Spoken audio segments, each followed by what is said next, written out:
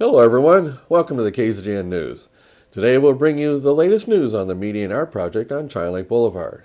A reminder about water restrictions, news about the City Council meeting coming Wednesday, the latest election news, news from the Ridgecrest Police Department, a charity event coming, today's gas prices, weather sports, and much more. From the Rademacher Hills to Bee Mountain and the mighty Sierras, Ridgecrest to Inyokern and China Lake. This is your news for the Indian Wells Valley with the KZGN News crew. Hello, I'm Tom Whitnick. Thanks for joining us for the news affecting Ridgecrest and the Indian Wells Valley. Last Saturday, I decided to go out and check the progress of the median art being installed on North China Lake Boulevard. There are now 3 pieces installed. There is a rock structure by Olaf Dowd. There are 2 metal cut sculptures as well. One is by Skip Gorman and another by Milt Burford. The Skip Gorman one is a 3-sided structure with a 3D effect. The Burford one is a flat steel sculpture. All 3 are very ornate and interesting. You really have to take the time to look at them for a little while to get the full impact of the art theme. In news from the Indian Wells Valley Water District, they have this announcement. Attention water users, with the start of April, the summer water restrictions go into effect. The Indian Wells Valley Water District wants to remind everyone on the summer water restrictions. Outside watering can only be done on certain days. Even home addresses can be watered on Tuesday, Thursday, and Saturday. Odd addresses can only water on Wednesday, Friday, and Sunday. So you can only water during the hours of 8 p.m. to 8 a.m. only. No watering on Mondays. Make sure not to allow any runoff into the street. All water must stay on your property. The Water District wants to remind everyone, don't waste water. Use water responsibly. Violators of the ordinance will be cited and fined. Well, the City Council meets Wednesday at 6 p.m. in City Hall. First on the agenda are presentations. There'll be a presentation of a proclamation to Bob Peoples and representative of the International Community Day Working Group recognizing the month of April as Jazz Appreciation Month. Next, the Council will get a presentation on the Public Works Quarterly Report. And finally, a presentation on the use of tax allocation bond funds. The next part of the meeting is the consent calendar. Here they'll discuss these items. They'll consider adopting a resolution authorizing the application for federal funding under the Federal Transit Act with the California Department of Transportation. They'll also consider adopting a resolution to approve a professional service agreement with the engineering firm of Quadnoff in the amount of $32,000 to prepare applications for the Congestion Mitigation Air Quality Management Program, the Active Transportation Program, and the Regional Surface Transportation Program for the City of Ridgecrest. They'll consider adopting a resolution to approve a professional service agreement with the engineering firm of David Evans Associates in the amount of $15,000 to prepare an application for the Highway Safety Improvement Program for the City of Ridgecrest. Next, they'll consider adopting a resolution to approve another professional service agreement with David Evans and Associates for traffic engineering services in the amount of $11,900. Then they'll consider adopting a resolution approving contract change orders in the amount of $13,000 and $34,000 with CSC Legacy Construction for the Corporation Yard site improvements. Next, $34,000 will be approved for a community development activity agreement with the County of Kern for the community development block grant funding for the senior center improvements, design only. Then $34,000 resolution approving adjustments to the Parks and Recreation Department youth program and facility rental fees. Then they'll consider approving a resolution authorizing a contract with York Risk Services Group for workers' compensation third-party administration in the amount of $42,500. Now in the discussion and other action items part of the meeting, they'll consider these items. First, they'll consider nomination and appointment to the City of Ridgecrest Personnel Commission, and another nomination and appointment to the Measure L Citizens Advisory Committee. Then they'll hold a discussion of a code of ethics and conduct for elected and appointed officials. And the last item on the agenda is a discussion in regards to the water use of the fountain located at the City Hall Kerr-McGee Community Center Complex. So that's all the items on the agenda. Tuesday I'll have more detail on a couple of the items on the agenda that are important. Plan on attending Wednesday evening at 6 p.m. at City Hall. Well, the Ridgecrest Police Department held a DUI driver's license checkpoint Friday evening.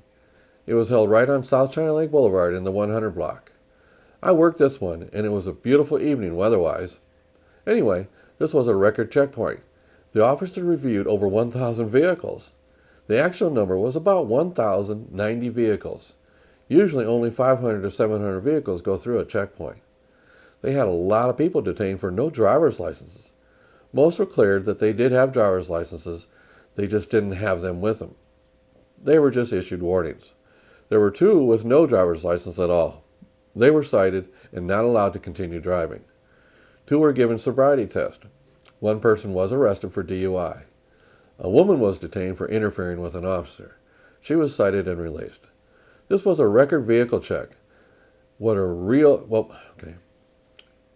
real evidence that there were a lot of people in town for an off-road race being held this weekend out in the desert. All night long we had trucks pulling trailers with off-road vehicles on them going through the checkpoint. We saw driver's licenses from all over, including places such as Missouri, Arizona, Iowa, and even Canada. After the checkpoint was taken down, the officers went out on a DUI saturation patrol. We haven't gotten any statistics on that. Now stay with us. After the break, we'll bring you election news.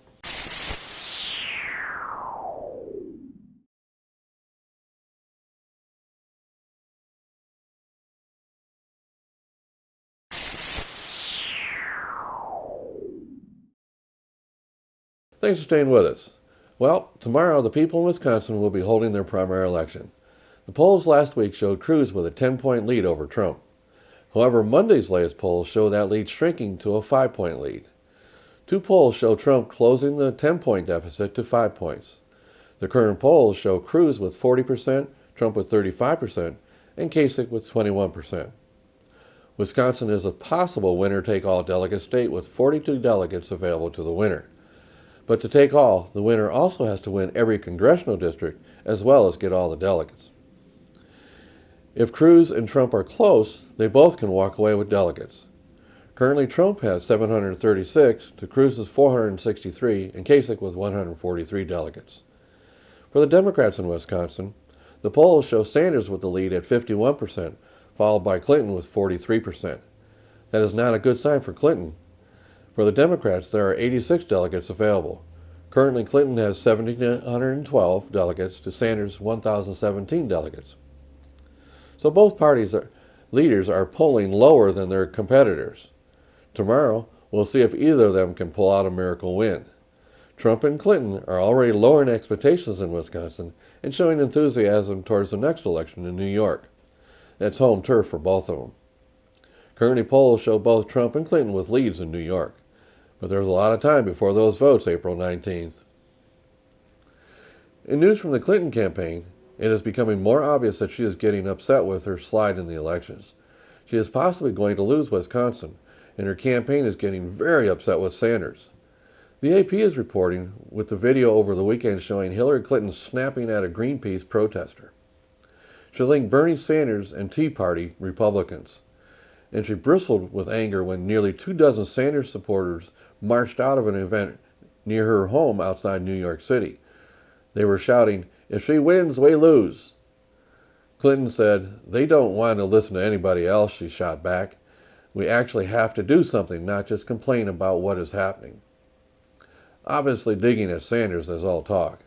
After a year of campaigning, months of debates, and 35 primary elections, Sanders is finally getting under Clinton's skin. Clinton has spent weeks largely ignoring Sanders and trying to focus on Republican frontrunner Donald Trump. Now, after several primary losses and with a tough fight in New York on the horizon, Clinton is showing flashes of frustration with Sanders, irritation that could undermine her efforts to unite the party around her candidacy. According to Democrats close to Hillary and former President Bill Clinton, both are frustrated with Sanders' ability to cast himself as above politics as usual, even while firing off what they consider to be misleading attacks. The Clintons are even more annoyed that Sanders' approach seems to be rallying and keeping young voters by his side. While Hillary Clinton's team contends her lock on the nomination is nearly insurmountable, the campaign frequently grumbles that Sanders hasn't faced the same level of scrutiny as Clinton. Her aides complain about Sanders' rhetoric, claiming he's broken his pledge to avoid character attacks by going after her paid speeches and ties to Wall Street. And they point to the scenes of Sanders supporters booing Clinton's name at his rallies. Actress Rosario Dawson's 15-minute speech at a New York City rally on Thursday, in which she rallied the crowd by crying, "Shame on you, Hillary," and noted that Clinton could soon face an FBI interview over the email controversy while at the State Department. This underscored the growing tensions between the campaigns. On Saturday, the bickering was about a possible debate before the New York primary, April 19th. Clinton's campaign accused Sanders of playing political games by rejecting 3 specific dates. It's reported that Sanders wants the debates in primetime TV slots. While Clinton wants to have them in lesser watch time slots. And there are also reports that Clinton wants George Stephanopoulos to be a moderator. This is bringing criticism from news sources questioning why Clinton would insist on a moderator that once worked for the Clintons on their campaigns and is a donor to the Clintons. Obviously, the Clinton team really doesn't want any more debates, as they would surely be more advantageous to Sanders than her. And if they do have a debate, she wants to make sure it's stacked in her favor. Aides acknowledged that Sanders, who raised $109 million this year and has pledged to take his campaign to the party convention in July, is unlikely to feel significant political or financial pressure to drop out of the race, even if it becomes clear he cannot win the nomination. According to an Associated Press analysis, Sanders must win 67% of the remaining delegates and uncommitted superdelegates, which are party leaders and officials who can support any candidate, through June to be able to clinch the Democratic nomination. So far, he's only winning 37%. Any kind of truce is probably weeks, if not months away. For now, Sanders is costing Clinton significant time, money, and political capital. His victories in recent Western caucuses underscored her weakness among younger and white working-class voters, important elements of the Democratic coalition. He's favored in the Wisconsin primary Tuesday. Sanders is drawing sizable crowds in New York, attracting 18,500 to a rally in the South Bronx on Thursday. A Sanders victory in New York, which Clinton represented for 2 terms in the Senate, would deal a significant blow to her campaign, rattling Democrats already worried about her high national disapproval ratings. Speaking of events, here's news about an upcoming charity event between the Ridgecrest Police Department and James Monroe Junior High School. This will be a basketball game between the police officers and some students. It will be held at the Burroughs High School gym. Members of the Ridgecrest Police Department, through the Police Employees Association of Ridgecrest, will be participating in a charity fundraising event for the James Monroe Junior High School basketball program. The James Monroe varsity 8th graders team has challenged the RPD to an official game of basketball in an effort to raise money for new uniforms. The Police Employees Association of Ridgecrest has accepted the challenge. Tip-off is scheduled for 7 p.m. on Friday, April 8th. Location for this event will be the Burroughs High School gym. Tickets will be $5 at the door. Beverages and snacks will be sold at the game. Please come out and support this event and the fundraising efforts of our local youth. This game will not disappoint, and again, the game will be next Friday, April 8th, at Burroughs High School gym at 7 p.m. Now on KZGN's continuous effort to provide news and information you've asked for, here are today's gas prices for Ridgecrest and some surrounding areas. Well, since my last report last Friday, local prices have gone up 2 cents per gallon. The good news is we still have the lowest prices in all the areas we're monitoring. As of this morning, Ridgecrest is ranging from $2.55 to $2.99, Lancaster from $2.79 to $3.09, the LA Valley area from $2.63 to $2.85, and the Bishop area $2.72 to $2.99. We have one station at $2.55 per gallon. The next highest local price is $2.57 per gallon at 3 stations. Tune in Mondays, Wednesdays, and Fridays for updates. We at KZGN always suggest you shop locally to support our local economy. Remember, when you pay sales tax out of town, you are helping those cities pave their streets instead of here. Now stay with us. We'll have weather and sports after the break.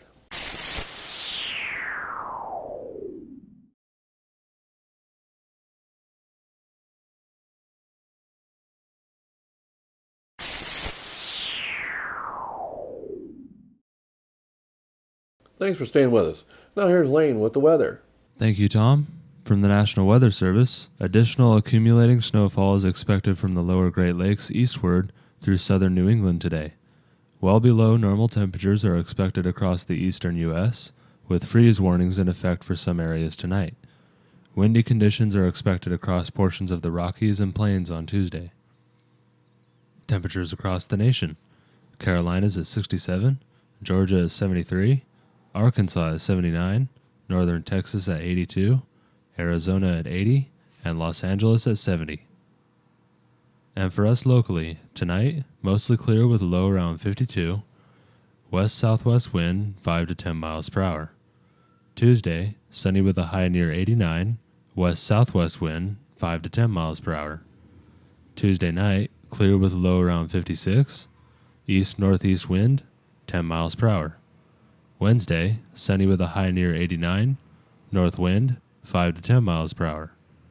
Wednesday night, mostly clear with a low around 56, east-northeast wind 5 to 10 miles per hour. Thursday, mostly sunny with a high near 86, north-northwest wind 5 miles per hour. Thursday night, a 20% chance of showers, mostly cloudy with a low around 56, southwest wind 5 miles per hour. And Friday, a 30% chance of showers, mostly cloudy with a high near 74, south wind 5 miles per hour. And that is your forecast for the IWV. Now back to Tom. Thanks, Lane. And now here's Tom Heck with sports. And a very pleasant Monday evening to everyone. Let's start with the NCAA basketball tournament. Well, it's going on right now. Villanova and North Carolina. Not much of a Final Four on Saturday. Two games that really weren't that close. Nova crushed Oklahoma. They beat them by 44 points, the biggest spread ever in a Final Four game. Also, North Carolina easily over Syracuse.